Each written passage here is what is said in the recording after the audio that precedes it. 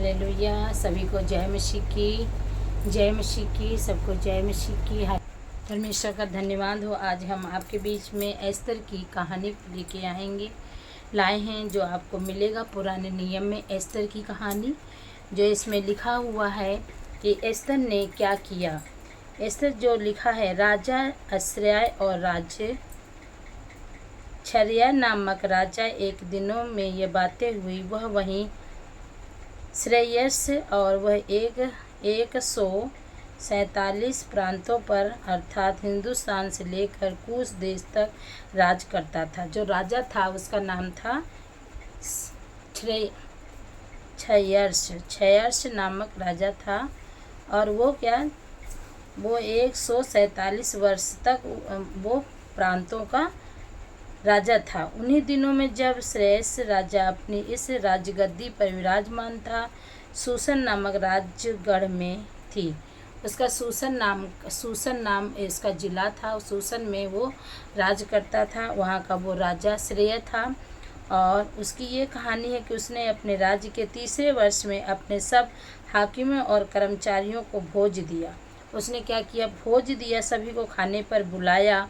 और मौद्रिक सेनापति प्रांत के सब प्रधान हाकिम उसके सम्मुख आए और उन्हें बहुत दिन तक 180 दिन तक अपने राजसी वैभव का धन और अपने महत्वत्व अनमोल पदार्थ दिखाता रहा। इन दिनों बीतने पर राजा ने क्या छोटे क्या बड़े सबों को भी सूसन नामक राजगढ़ में इकट्ठे हुए थे। परमेश्वर का धन्यवाद हो कि जो राजा था श्रेय, उसने क्या किया? भोज बुलाया था। और भोज में छोटे बड़े सभी कर्मचारियों को, सभी लोगों को उसने न्योता दिया था, निमंत्रण दिया था। वो 180 दिन तक वो सब लोगों को खिलाता रहा। और वो उस दिन क्या किया? बीतने पर वो अपने छोटे बड़े सभी लोगों को बुलाया और फिर आंगन में 7 दिन तक भोज किया। क्या किया उसने?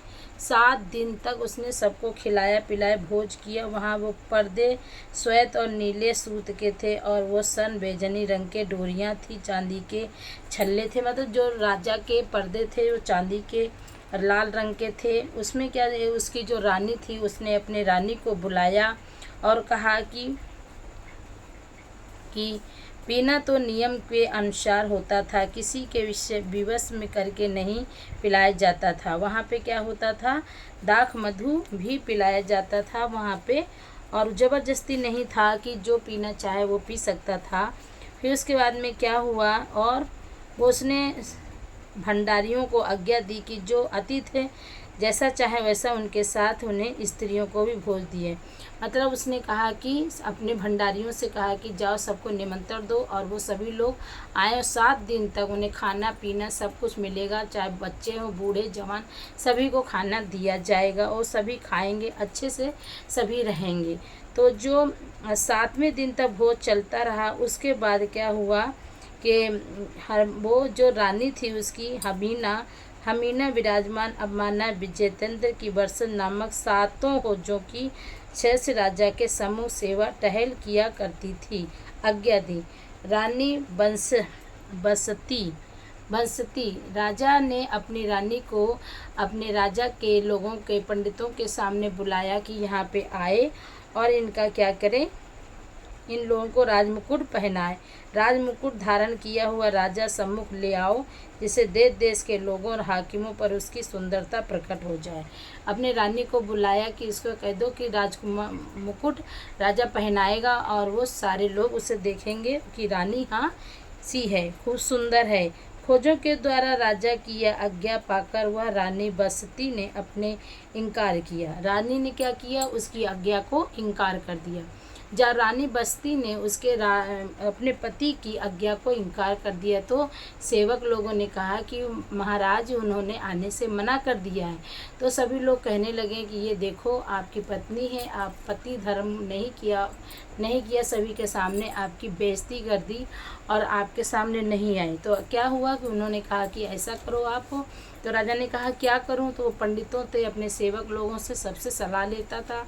उसने कहा कि अब क्या किया जाए? तो उसने कहा कि ऐसा करो तुम अपनी दूसरी रानी को अपना कर लो, दूसरी रानी बुला लो, जो तुम्हें पसंद हो उसके साथ विवाह कर लो। तो क्या हुआ, सूसनगढ़ में राजा ने भेजा कि जो सुंदर सुंदर लड़कियां हैं उनको सबको ले आओ और उनको नहलाओ धुलाओ और अच्छे से उनको रखा जाए, उनको रानी के सारे अधिकार समझाए जाएं, कैसे बोलना बैठना सब सिखाया जाए और उनको सब श्रृंगार किया जाए। तो वहाँ पर भी जो मोर्देके जो उसकी चचेरी बहन थी एस्तर, उसको भी वहाँ पर भेजा गया। तो वो भी वहाँ पर आई और वो भी वहाँ पे गई और वो भी वहाँ लड़कियों के साथ वो भी थी। और सब लोगों को जब बुलाया गया कि चलो कितनी लड़कियाँ आई हैं उन्हें बुलाए देखें, तो जब वो आए उन्होंने क्या किया, राजा ने पूछा। रानी बसंती ने राजा के श्रेय की खोजों द्वारा दिलाई हुई आज्ञा पर उल्लंघन किया, तो नीति के अनुसार उसके साथ क्या किया जाए। तब ममुकान ने राजा के हाकिमों से उपस्थित में उत्तर दिया कि रानी बसंती ने जो तुम्हारा अपमान काम किया है वह केवल राजा के तुरंत सब हाकिमों में से उन सब देशों के लोगों से राजा श्रेय के साथ प्रांतों में रहते हैं, क्योंकि रानी ने इस काम की चर्चा सब स्त्रियों में होगी। ये जो बात हो गई तो ये सारी स्त्रियों तक पहुंच जाएगी। तो कहेंगे जब रानी अपने पति राजा की बात नहीं मानती तो मैं क्यों अपने पति की बात को मानूं। वो सब मतलब वो सब बातों को मानेंगी नहीं, अपने पति को बातों को नहीं मानेंगी। तो उन्होंने क्या किया, उन्होंने उन्हें कहा कि तुम दूसरी शादी कर लो। तो उन्होंने लड़कियों को देखना शुरू किया। इन बातों के बाद वह राजा अश्रय का गुस्सा ठंडा पड़ गया था। उसने रानी बसंती की और काम करने उसने दिया और उसके बाद विषय में आज्ञा निकाली कि उसकी भी सुध ली जाए। तब राजा ने सेवक उसके टहलुए थे कहने भेजे।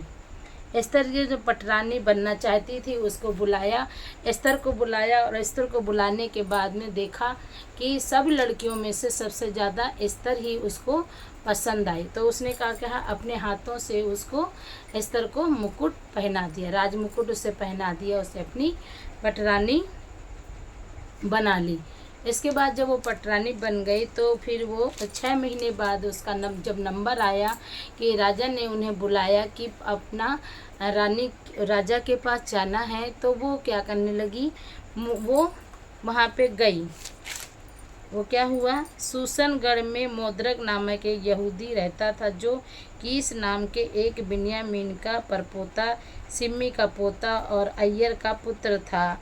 जो उसने सेवक थे, राजा थे, जो श्रेय के राजा थे, राजा के जो सेवक थे, उन्होंने क्या किया, उन्होंने ये किया कि वो अपने सेवकों को भेजा और जब उन्होंने कहा कि ये देखो आज्ञा निकली है कि जो भी पर में ये राजा की आज्ञा को मानेगा और राज्य के भवन में जाएगा सब दंडवत करेंगे।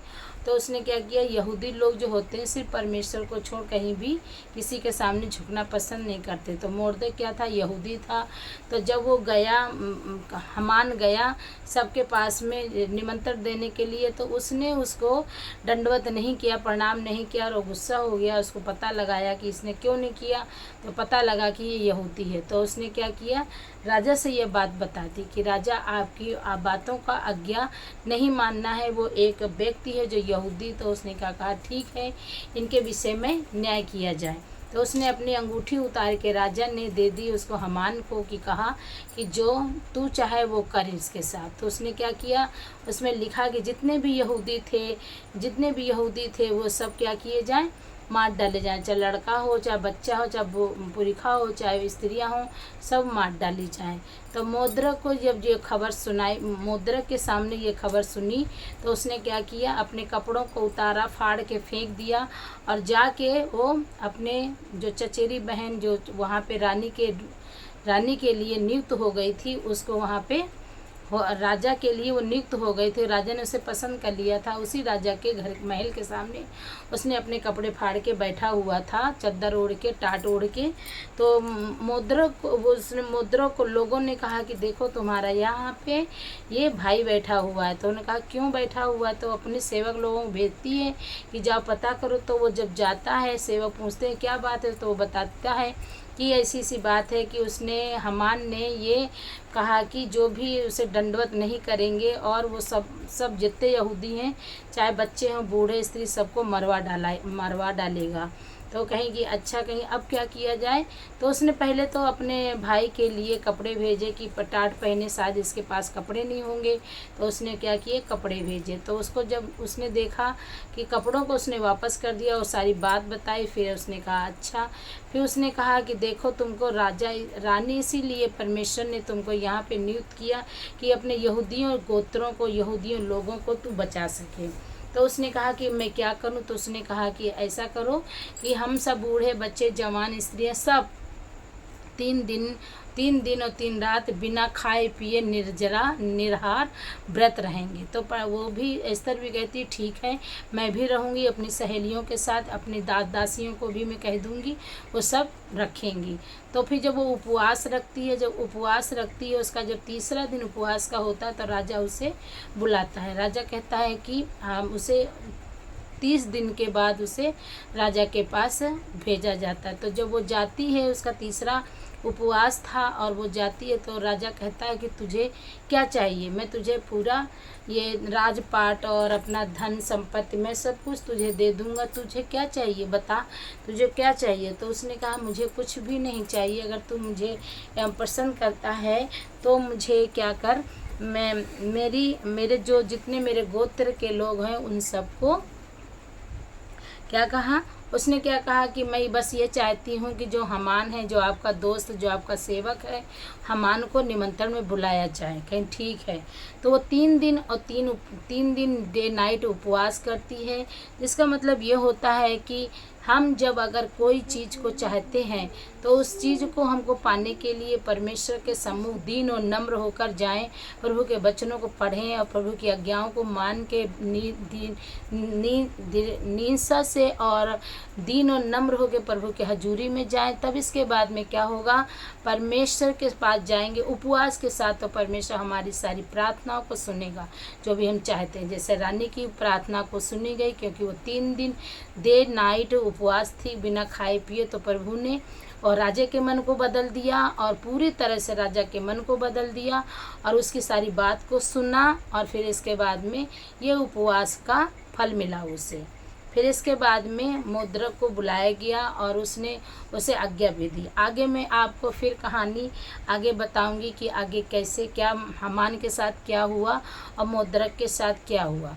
तो फिर मैं आगे बताऊंगी। यहाँ मैं उपवास तक ही रखती हूँ कि एस्तर ने उपवास रखा और उपवास के साथ उसने विजय घोषित किया। परमेश्वर ने यहूदियों लोगों को बचा लिया। उपवास के द्वारा सारे यहूदी बचाए गए और जो उसके शत्रु थे वो सब मारे गए। तो ये वचन के द्वारा परमेश्वर आप सभी को ब्लेस करे। God bless you all.